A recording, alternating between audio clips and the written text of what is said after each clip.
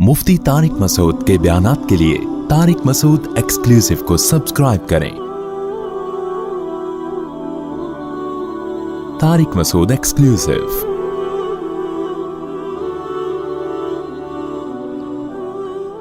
कि ये कुरान क़यामत के दिन जो इसको नहीं मानते उनके लिए हसरत और अफसोस का ज़रिया बनेगा, क्योंकि अल्लाह ने अपनी हुज्जत अपने बंदों पर तमाम कर दी है। एक एक चीज़ को बहुत वजाहत से बयान कर दिया है। उसके बाद भी अगर किसी की समझ में ना आए तो वो बदबख्त है। व इन्नहु लहक़्क़ुल यक़ीनी फसब्बिह बिस्मि रब्बिकल अज़ीम। सूरह अल-हाक़्क़ा को ख़त्म किस बात पे किया कि बस ए मुखातब तू अपने रब के नाम की तस्बीह बयान कर, वो रब जो अज़मत वाला है।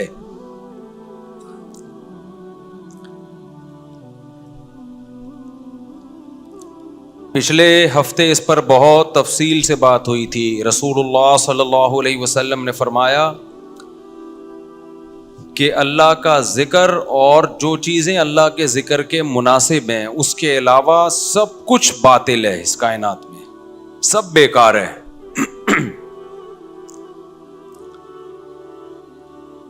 यानी इस पर मैंने बात की थी ना, और कि जो कुछ भी हमें दुनिया में नज़र आता है जिसको हम बहुत ज़्यादा वैल्यू देते हैं, अल्लाह की नज़र में उसकी कीमत कितनी है? 2 टके। फिर इस पर मैंने बयान में बताया था कि भाई इश्काल होता है, ये तो बड़ी कीमती चीज़ें यहाँ पे। एक एक डायमंड आपको पता है करोड़ों रुपए का बिकता है। बड़ी बड़ी गाड़ियाँ हैं, 4 शादियाँ हैं, बड़े बड़े बंगले हैं और अय्याशी है। चांद पे जा रहे हैं और मरीख पे पहुंचने की अभी प्लॉटिंग शुरू हो गई है। मरीख पर एक साहब मेरे पास आए, दुनिया कहाँ से कहाँ पहुंच गई। मरीख पे लोग प्लॉट ले रहे हैं, जायदादें खरीद रहे हैं, और हम पेट्रोल ही क्यों रो रहे हैं। मैंने कहा भाई मरीख पे जायदादें खरीदो या आसमान पे खरीदो, थोड़े दिनों में जाना कहाँ है? कब्र में। तो इतना ज़्यादा टेंशन लेने की कोशिश मत करो। इस दुनिया में जायदादें खरीदने वाला कहाँ जाता है? हमारे लिए तो मरीख बहरिया टाउन है। क्या ख्याल है? हमें तो वहां 2 प्लॉट मिल जाएं तो लोग खुशी से पागल हो जाते हैं ना।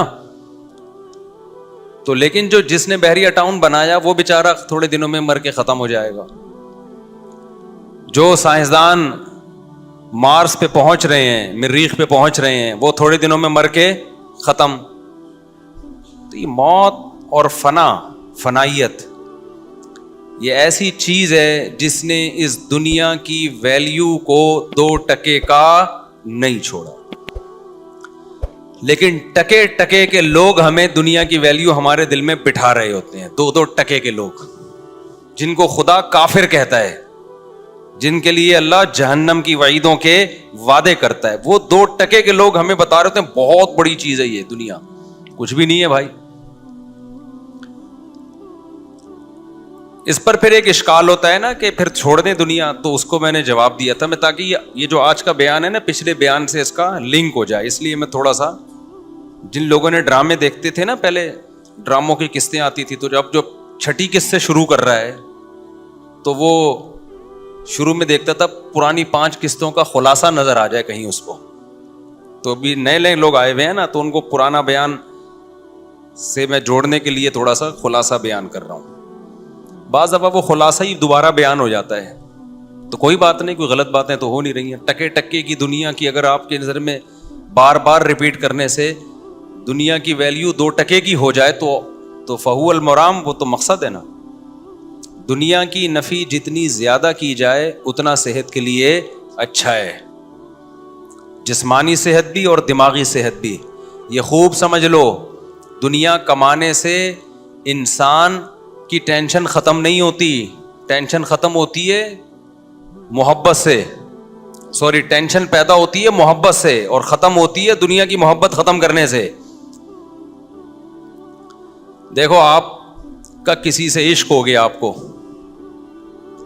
शादी उसकी कहीं और होने वाली थी या हो रही है, आप टेंशन में जाओगे ना। क्या ख्याल है भाई? लेकिन अगर आपको कोई अच्छी नहीं लग रही, آپ کے ابا نے وہاں آپ سے پوچھا کہ تیری شادی کرا دوں, آپ نے کہا مجھے بالکل پسند نہیں ہے, اب اس کی کہیں اور ہو رہی ہے, آپ ٹینشن میں جاؤ گے؟ اب بولو گے اچھا ہے میری جان چھوٹ رہی ہے یار, اچھا ہے, ایسا نہ ہو مجھے کوئی پہنا دے. تو جس چیز کی ویلیو آپ کے دل میں ہوتی ہے اسے چاہنے کی فکر بھی ہوتی ہے, اس کے چھوٹ جانے کا غم بھی ہوتا ہے. دنیا میں آج جتنی ٹینشنیں, جتنے غم ہیں, ان کے پیچھے کوئی نہ کوئی چاہت ہے. جو چاہت آپ کی پوری نہیں ہو رہی ہوتی, اس بیس پہ آپ غم اور ٹینشن میں جا رہے ہوتے ہو. تو ایک حل تو یہ ہے کہ آپ کی ساری چاہتیں پوری کروا دی جائیں تاکہ ٹینشن ہی نہ ہو. یہ کسی کے باپ میں بھی دم نہیں ہے. دنیا میں کوئی ایسا انسان پیدا ہی نہیں ہوا ہے جس کی ہر چاہت اللہ نے پوری کی ہو. یہ ممکن ہی نہیں ہے کہ آپ یہ چاہ رہے تھے یہ بھی مل گیا, وہ چاہ رہے تھے وہ بھی مل گیا, یہ چاہ رہے تھے وہ بھی مل گیا, وہ چاہ رہے تھے وہ بھی مل گیا. یہ ایسا نہیں ہوتا بھائی. ایسا کریں گے تو کوئی بھی نہیں آئے گا, ایسا کریں گے تو کوئی بھی نہیں آئے گا, اور نہیں کریں گے ایسا تو سب آ جائیں گے پھر. ٹھیک ہے, تو ایک حل یہ ہوتا ہے کہ ان چاہتوں کو مسلط ہی نہ کیا جائے بھائی. تو میں یہ عرض کر رہا تھا کہ پچھلے بیان میں نے یہ بات کہی تھی نا کہ جب کچھ ہے ہی نہیں, اس دنیا کی کوئی حیثیت ہی نہیں ہے, تو ہم پھر تھوڑی جتنی ہے وہ بھی نہ رکھیں ہم. پھر ہم کیوں اچھے کھانے کی فکر کرتے ہیں, اچھے لباس کی فکر کرتے ہیں, اچھے گھر کی فکر کرتے ہیں. تو میں نے بتایا تھا نا کہ مسافر خانہ ہے, مسافر خانے میں سفر اچھا گزر جائے تو زیادہ سہولت سے گزر جاتا ہے. اور ان للہ عبادا فطنا طلقوا الدنیا وخافوا الفتنا نظروا الیہا فلما علموا انہا لیست لحی وطنا جعلوها لجتا واتخذوا صالح الاعمال فیہا سفنا. امام شافعی کا بڑا خاندانی شعر ہے کہ اللہ کے کچھ عقل مند بندے ایسے ہیں, ان للہ عبادا فطنا طلقوا الدنیا وخافوا الفتنا, انہوں نے دنیا کو طلاق دے دی اس لیے کہ ان کو ڈر تھا یہ ہمیں برباد کرے گی.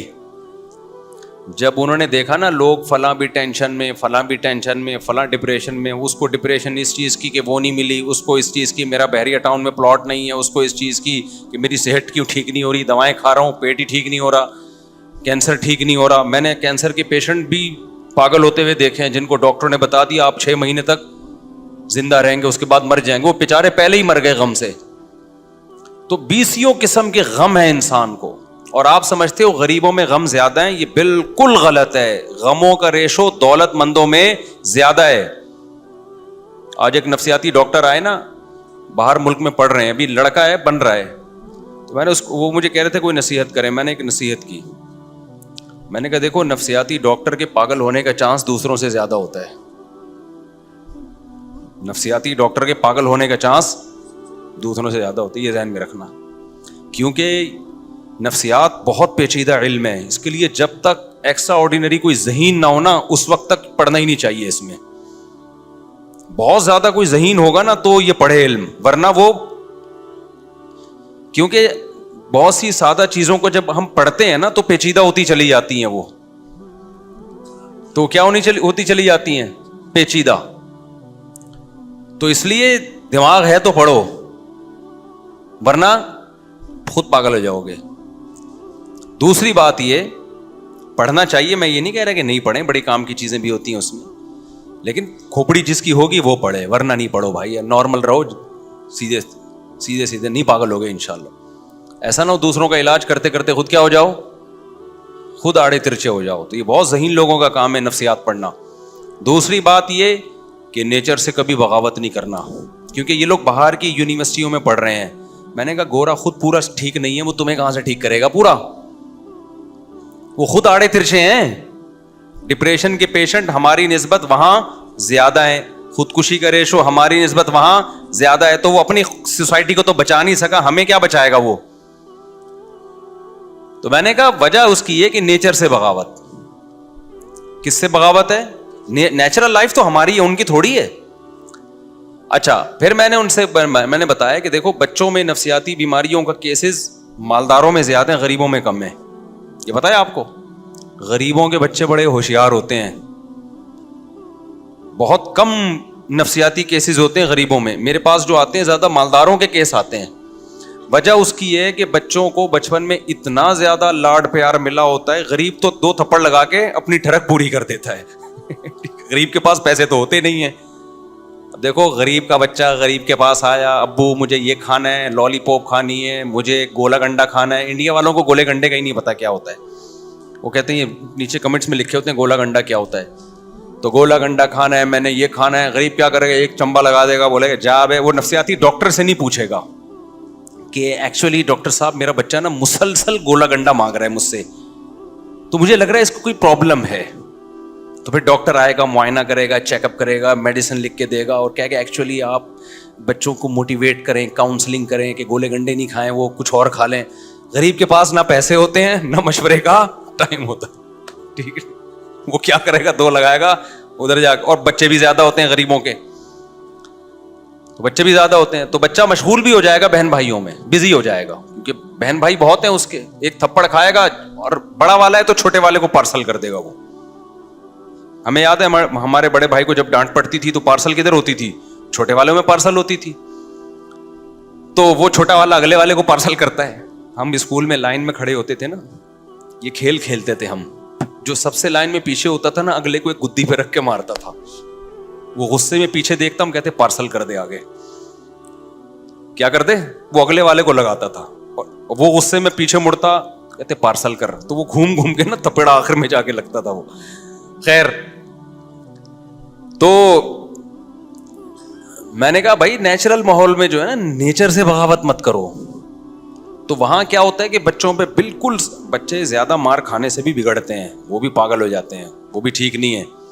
لیکن لاڈ پیار سے بھی کیا ہو جاتے ہیں, بہت زیادہ لاڈ پیار, کچھ بول ہی نہیں رہے ان کو, تو وہ بھی تو وجہ اس کی ہے کہ دیکھو جیسے آپ کی باڈی کا ایک امیون سسٹم ہے نا, اگر آپ بہت زیادہ بچنے کی صحت کی فکر کرتے ہو تو آپ کا امیون سسٹم اتنا زیادہ خراب ہو جاتا ہے کہ پھر کبھی کوئی ذرا سی کوئی الٹی سیدھی چیز گئی آپ بیمار, یعنی آپ میں وہی برداشت کرنے کی طاقت ہی نہیں رہتی. تو بالکل اسی طرح دماغ کی حالت ہے کہ جس کھوپڑی نے کبھی ٹینشنیں نہ اٹھائی ہوں بچپن میں, اس میں پھر ٹینشن برداشت کرنے کی طاقت ختم ہو جائے. بچہ جب بن رہا ہوتا ہے نا, ہر چیز اس میں اس کے سافٹ ویئر بن رہے ہوتے ہیں.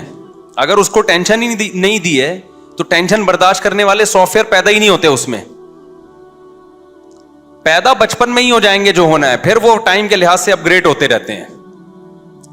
اگر پیدا ہی نہیں ہوئے, اس نے کبھی ڈانٹ بھی نہیں کھائی, وہاں تو ڈانٹنے پر پابندی, مارنے پر پابندی, اور اتنی سختیاں ہیں کہ وہ نہیں ہو سکتی. وہ پھر بچے میں وہ کوالٹیز پیدا نہیں ہوتی ہیں, چھوئی موئی بن جاتا ہے بالکل وہ. تو اور پھر بدتمیز بھی بن جاتا ہے بعض دفعہ بچہ, باپ کا احترام ہی نہیں جانتا, ماں کا احترام ہی نہیں جانتا, بڑے مسائل ہو جاتے ہیں. تو میں نے کہا بھائی آپ کیونکہ وہاں پڑھ رہے ہو نا باہر ملکوں میں, تو ایسا نہ ہو کہ آپ انہی کو ہر چیز میں اپنا باپ ماننا شروع کر دو. اور جو اسلام نے ایک بیلنس ہر چیز میں رکھا ہے, ہمارے نبی نے تو ہمیں حکم دیا کہ بچہ 7 سال کا ہو تو نماز کا حکم دو, جب 10 سال کا ہو جائے پھر بھی نہیں پڑھتا, اب اس کی چترول لگیں گے. اب نہیں ہوتا کہ بیٹا تو کیا کھلا ہم رہے ہیں, ہر وقت گولے گنڈے کے کبھی پیسے مانگنے آ جاتا ہے, کبھی کیا, تو نماز تو پڑھ کم از کم. تو بچہ جب نماز پڑھے گا تو اللہ کا حق پہچانے گا, تو ماں باپ کا حق بھی پہچانے گا, سوسائٹی کے حقوق بھی پہچانے گا. تبھی ان لوگوں میں اس کلچر میں تمام حقوق ختم, صرف ریاست کے اور اسٹیٹ کے حقوق رہ گئے ہیں. اس پہ انہوں نے پکڑا ہوا ہے ان کو کہ ریاست کی مان کے چلو. لوگ ٹیکس ٹائم پہ دیتے ہیں, اس پہ فخر ہے. اس پہ فخر نہیں ہے کہ باپ کو ایک دھیلا نہیں کھلاتے. ہمارے یہاں ٹیکس نہیں دے گا, غلط کر رہا ہے, لیکن جتنا ٹیکس بنتا ہے نا اس سے 20-40 گنا زیادہ اپنے ماں باپ کو کھلا چکا ہوگا. ہمارے یہاں ٹیکس ٹائم پہ نہیں دے گا, لیکن اس سے 20 گنا زیادہ بہن بھائیوں کو کھلا چکا ہوگا, بچوں کو کھلا چکا ہوگا, بیوی کو کھلا چکا ہوگا, غریبوں کو کھلا چکا ہوگا, پڑوسیوں کو کھلا چکا ہوگا, عیدی سینٹر میں جمع کرا چکا ہوگا, مدرسوں میں دے چکا ہوگا. 20 سال سے ہم نے ایسے تاجروں کو جانتے ہیں, ہزار بچوں کے نا کھانے 2 ٹائم کا کھلا رہے ہیں وہ اپنے خرچے پہ. یہ تو ٹیکس سے 20 گنا زیادہ رقم بنتی ہے. سمجھتا ہے بات کو؟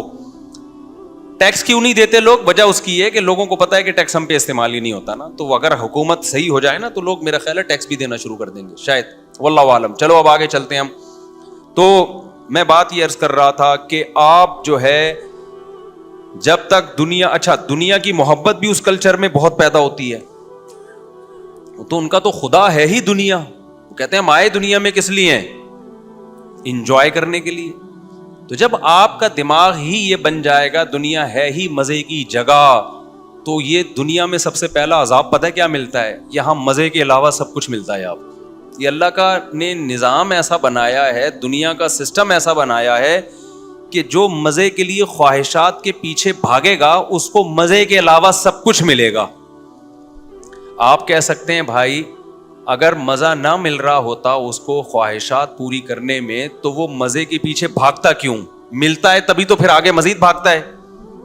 اور آپ کہہ رہے ہیں کہ خواہشات پورے کرنے سے مزہ بولو نہیں ملتا. دیکھو اس کی مثال ایسے ہے, جیسے میں بار بار ایک مثال سمجھاتا ہوں, چرسی اور ہیروئنچی زیادہ مزے میں ہوتے ہیں یا وہ لوگ جو ہیروئن اور چرس نہیں پیتے؟ بولو نا.